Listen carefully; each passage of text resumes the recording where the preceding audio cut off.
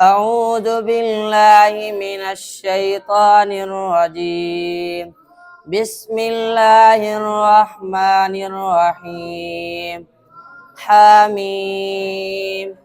تنزيل الكتاب من الله العزيز الحكيم. إن في السماوات والأرض لآيات للمؤمنين وفي خلقكم وما يبث من دابة آيات لقوم يوقنون واختلاف الليل والنهار وما أنزل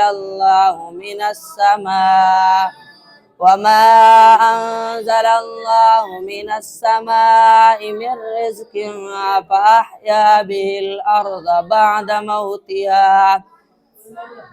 بعد موتها وتصريف الرياح آيات لقوم يعقلون.